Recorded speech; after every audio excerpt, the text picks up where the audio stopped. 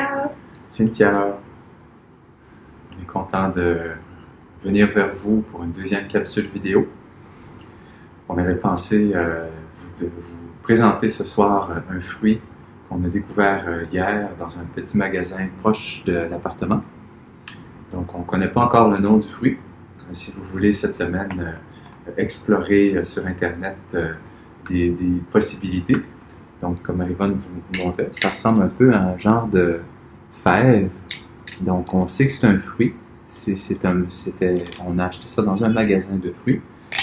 Et voilà, donc on vous montre à quoi ça peut ressembler. C'est vraiment spécial comme texture. Donc, c'est comme l'extérieur est vraiment dur, ça s'enlève comme ça. Puis ensuite, à l'intérieur, il y a comme des fibres comme ça à l'extérieur qu'il faut enlever. Je ne sais pas si vous voyez. Puis, c'est une texture vraiment particulière. C'est un petit peu comme des dattes. Puis là, c'est comme ça fait des petites boules comme ça. Puis quand on le mange, c'est vraiment spécial. Ça fait comme des noyaux. Je vais vous montrer. C'est un drôle de feeling, là. François, il disait que c'est comme si on mangeait des dents. Le noyau, c'est une texture qui ressemble beaucoup à la dent. C'est foncé, mais c'est vrai, quand tu le croques, ça fait vraiment comme le feeling, comme si tu croquais une dent, là. Tu sais, pour vous donner une idée, c'est dur, puis c'est lisse aussi. Puis le goût, c'est quand même assez sucré. C'est vraiment bon pour vrai. Ça a l'air un peu bizarre, là. Ça fait super longtemps qu'on voyait ça, puis je sais pas, ça nous donnait pas tant le goût, mais finalement, on a dit qu'on allait l'essayer, puis je pense qu'on va en racheter. C'est vraiment bon. Ouais. Voilà, on voulait vous faire découvrir un nouveau fruit ce soir. Dans les nouveautés, on est allé dans un monastère tibétain, ça s'appelle... une pagoda. Une pagoda. C'est-tu un monastère tibétain? Je pense que c'est différent. Ah, c'est bouddhiste. Bouddhiste? Donc, c'est ça, une pagoda, c'est, je pense, la plus grande pagoda de Ho Chi Minh. Ça fait la deuxième fois qu'on y va. La première, on a visité l'intérieur avec Dahang, qui est une collaboratrice de Nature Zen. On va vous en reparler sûrement un jour. Elle était contente de nous faire découvrir ça, puis on a passé plusieurs heures avec elle. Et cette semaine, on est repassé avec un ami qui s'appelle Min. Et lui a grandi avec ces moines-là. C'est pas un moine, mais il a passé son enfance là-bas, avec sa mère, avec sa famille. Et donc, il nous a fait entrer dans le monastère, dans la chambre d'un moine.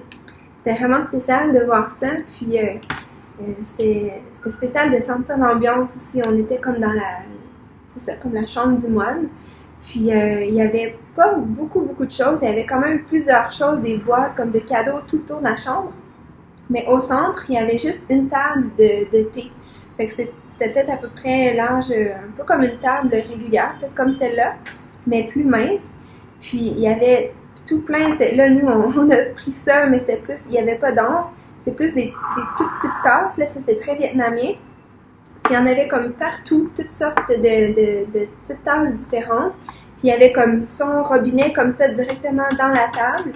Il y avait sa théière là, puis il n'arrêtait pas de bouger, là, même avant qu'on commence à boire, il y avait comme toutes ces petites tasses, puis là, des fois, il versait de l'eau chaude comme pour les préparer, après ça, il les remettait.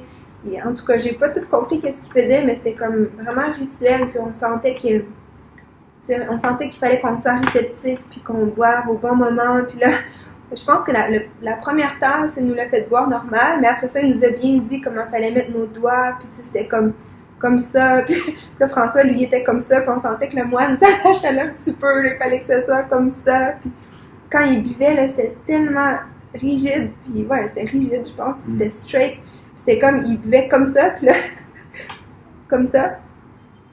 Il faut pas voir la bouche. En tout cas, il y a comme une façon de mettre les mains, c'est comme si cette main-là, en fait, elle cache à peu près toute cette main-là. Nous, ça marche pas parce que c'était un peu trop haut, là, ce qu'on a ici chez nous, mais...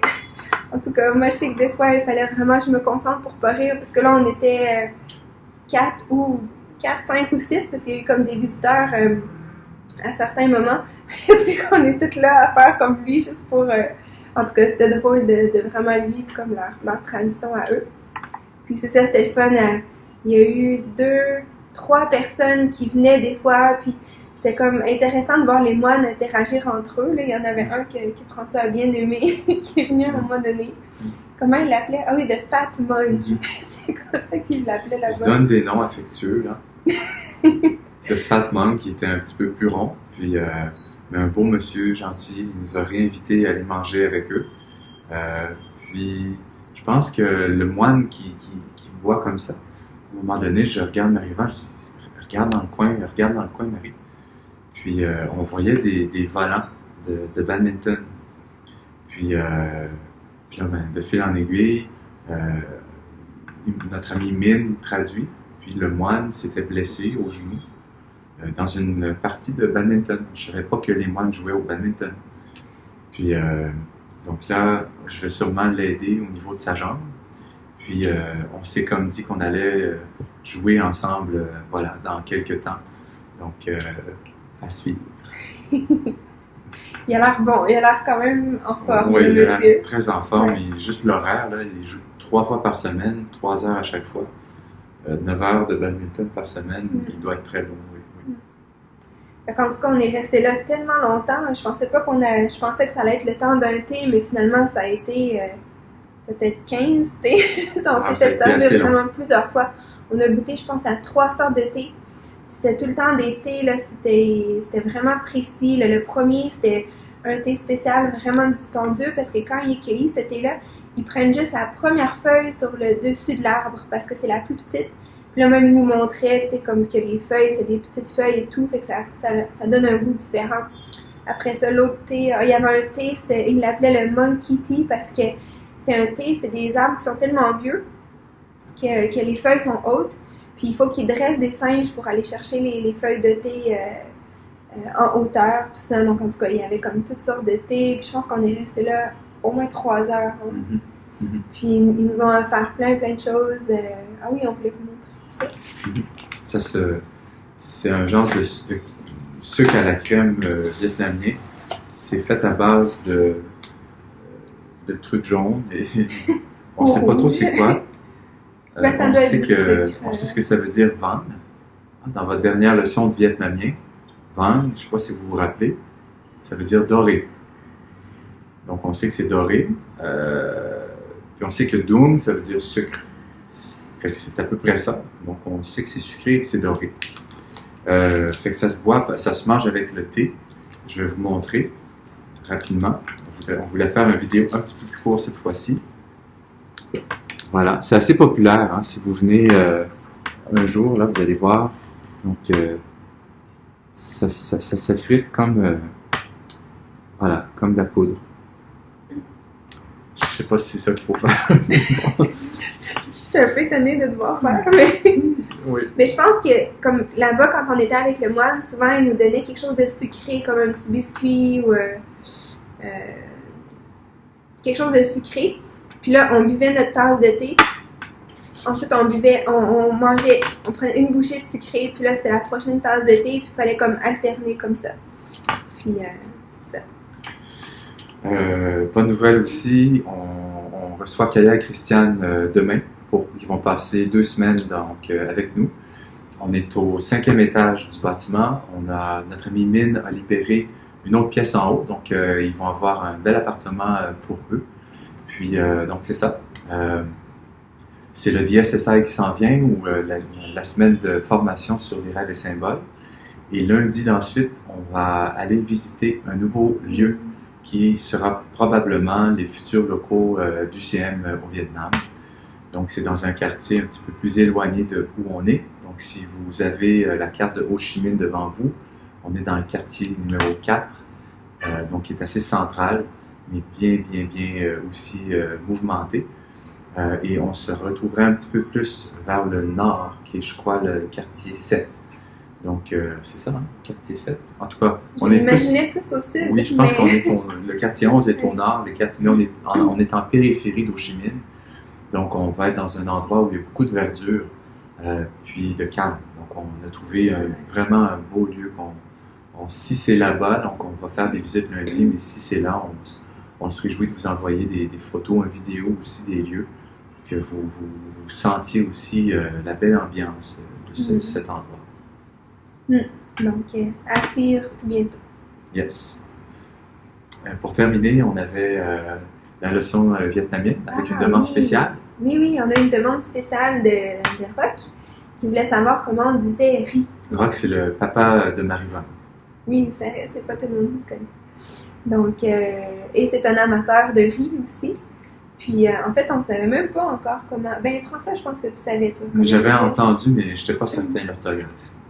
Je te laisse le prononcer. En fait, ça s'écrit C-O-M, comme, mais sur le O, il y a un genre de bidule. On va dire que c'est un apostrophe collé. Donc, ça veut dire d'aller chercher le son dans la gorge. Donc, on peut pas. Si on dit comme, ils ne comprennent pas. Mais si on dit comme, ils comprennent. Ça veut dire riz. Donc, tout le monde ensemble. Comme. Ça, on va dire la soupe au riz. Chou. Comme. Ça nous fait avoir l'air un peu drôle des fois de parler en vietnamien, mais bon, il faut rentrer dans l'égrégore. C'est comme ça que ça fonctionne. Donc, on pense à vous. Ah, on peut leur dire c'est comment on dit le T. Le T, c'est plus facile, c'est tra. Je pense que est-ce que c'est comme ça? Tra. Ça descend. Puis si vous voulez dire un thé latte, comme un thé au lait, le lait, c'est sua. Ah oui, sua. Donc, ici, ça existe beaucoup, des thés avec du lait, comme des genres de thé latte. Donc, c'est tra sua. Voilà. Ça serait pour compléter la leçon vietnamienne. Donc, sur ce, santé. Puis, à bientôt. Ah oui, les moines, ils ont fait une blague à un moment donné. Hein? Ils ont fait un chin-chin pour rire. Voilà. Donc, on vous salue, puis on espère que vous allez tous bien. Puis, au plaisir de vous lire ou de vous voir. Alors, s'il y en a qui veulent nous envoyer des vidéos, vous êtes les bienvenus. Cynthia. Cynthia.